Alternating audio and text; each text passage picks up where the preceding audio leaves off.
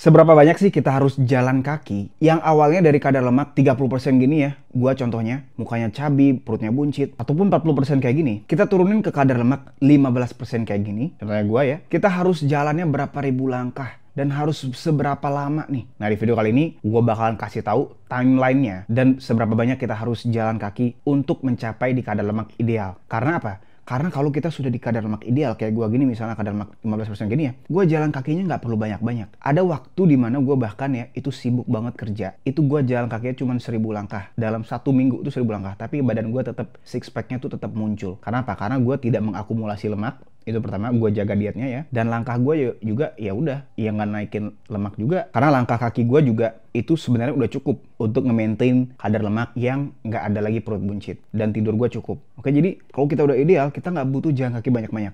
Tapi kalau kita menuju ideal, menuju kadar lemak 15%, menuju six pack, itu berapa tuh jumlah langkahnya? Karena banyak banget yang nanya ke gue ya, seberapa sih gue butuh jalan kaki itu setiap harinya untuk ke kadar lemak 15% atau buat cewek ke 20% kayak gini ya, biar perutnya tuh bener-bener rata gitu. Nah, gue bikin video ini karena jawabannya itu nggak sesimpel gue kasih angka 1, ya kan, tuh misalnya 5.000 gitu buat semua kadar lemak, nggak bisa. Karena kalau teman-teman lihat di layar ya, ada banyak kadar lemak di sini, mau cowok ataupun cewek. Di setiap kadar lemak itu beda-beda jumlah langkah hariannya, nggak bisa kita samain semua. Kayak misalnya klien gue ini ya, itu selama 4 bulan aja, itu perutnya udah mulai six pack tuh. Ya udah mulai kelihatan tuh. Dan beratnya turun udah 10 kilo. Karena apa? Karena menerapkan juga latihan beban ya. Dan ototnya pun udah mulai kelihatan nih. Teman-teman bisa lihat ya. Karena kadar lemaknya menurun. Karena kita juga latihan beban, kita punya organ baru, yaitu otot ini. Nah, sebelum kita ke pembahasan, kenapa sih ke kadar lemak 15% itu penting? Pertama, kalau buat laki-laki, hormon testosteron kita adalah hormon yang paling optimal. Jadi kita bentuk ototnya maksimal, kita juga nanti secara libido itu yang paling maksimal. Aliran darah kita juga jadi semakin bagus ya, tensi kita bagus, terus juga biasanya kita ototnya lebih jelas. Ya, urat-uratnya kelihatan, kadar lemak 15% tuh udah mulai kelihatan tuh urat-uratnya, ototnya jadi semakin jelas. Contohnya kayak gini nih, kalau gue ya 15%, ataupun kalau buat perempuan itu 20% nih kadar lemaknya. Lingkar perut juga sudah biasanya aman berdasarkan Kemenkes ya, kalau cowok itu di bawah 90 cm, tapi kalau kadar lemak kita 15%, itu pasti lingkar perutnya di bawah 80 cm.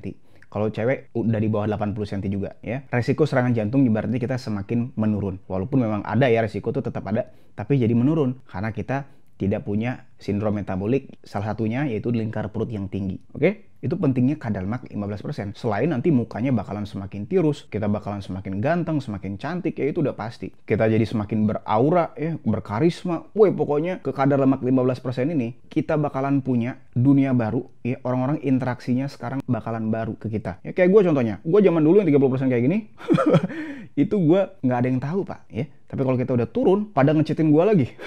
Yang dulu nggak kenal, pada ngecheatin gue. Karena kita apa? Karena kita mulai semakin apa? Semakin sehat dan semakin menarik pastinya. Nah, sebelum kita ke langkahnya, ya, gue mau kasih tahu dulu prinsip dasarnya kita mau turun kadar lemak, yaitu kita mau di keadaan kalori defisit ditambah dengan protein yang tinggi, supaya nanti metabolisme kita tinggi dan massa otot kita juga ikutan naik. Itu prinsip dasarnya. Artinya apa, Bang? Buat teman-teman yang awam banget, kalori defisit itu apa? Simpel lagi nih, kita mau setiap harinya itu ngeluarin lemaknya lebih banyak nih dibandingkan kita mengkonsumsi kalori atau makanan. Jadi makannya itu kita nggak mau terlalu banyak, tapi pengeluaran energinya dari tubuh kita ini paling banyak. Nah, pengeluaran energi kita tuh bukan cuma jalan doang.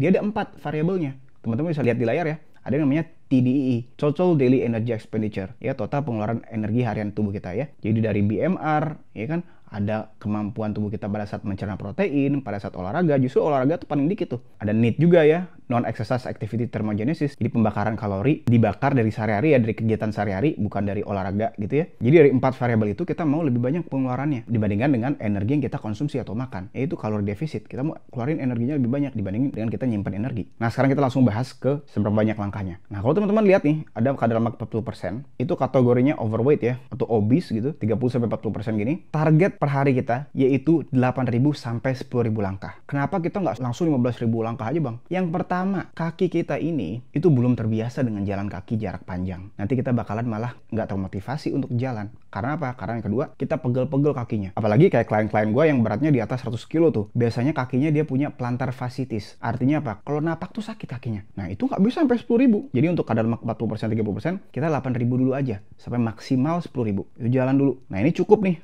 untuk membuat penurunan berat badan sampai 3 kilo dalam 1 minggu. Kayak klien-klien gue nih, itu turunnya 3 kilo seminggu.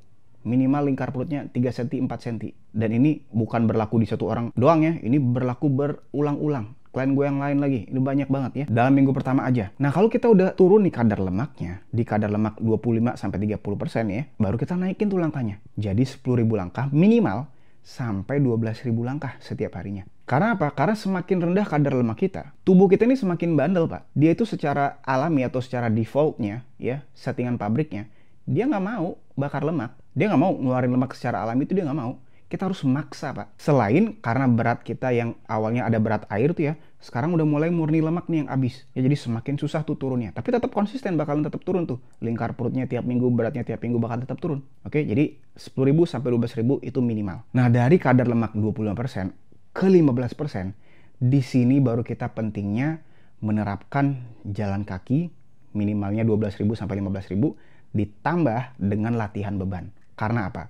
Karena latihan beban ini itu penting banget supaya nanti kita punya massa otot, ya, organ baru yang namanya otot, dan otot ini bakalan mengkonsumsi ya energi setiap harinya pada saat kita duduk, pada saat kita misalnya kerja, pada saat kita jalan kaki, pada saat kita tidur.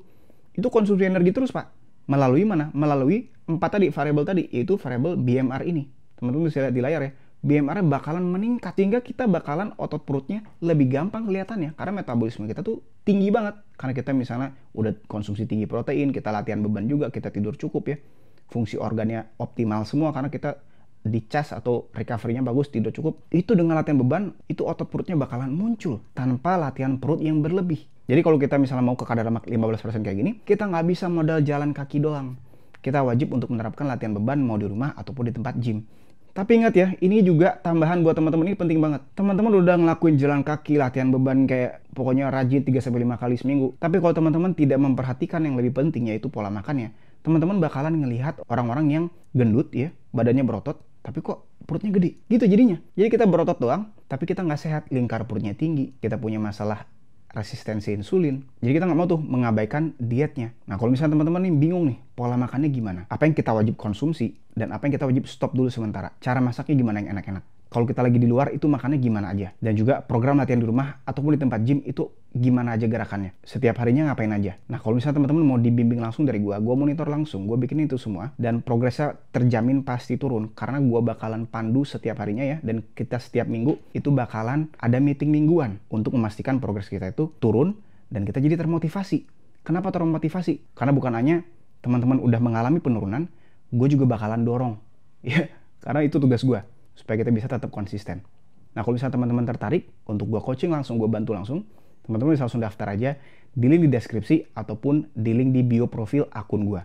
Dan yang terakhir, supaya teman-teman bisa tetap konsisten, ini 3 tips tambahan ya. Yang pertama, teman-teman bisa mulai pakai jam tangan pengukur langkah kayak gue gini ya. Atau yang kedua, kalau nggak punya jam tangan, kita bisa pakai HP. Jadi di HP itu ada aplikasi gratis untuk mengukur langkah. Dan yang ketiga, yang terakhir ya, ini penting banget. Supaya kita jalan kakinya jadi nggak berasa. Kita bisa pecah. Jadi misalnya pagi, siang, sore, atau pagi, malam. Untuk mengumpulkan langkah yang banyak itu. Ingat, ini kita hanya sementara sampai di keadaan kita sudah ideal. Baru setelah itu nanti teman-teman bisa adjust sendiri ya, disesuaikan sendiri. Oke, semoga video ini membantu. See you next video, bye-bye.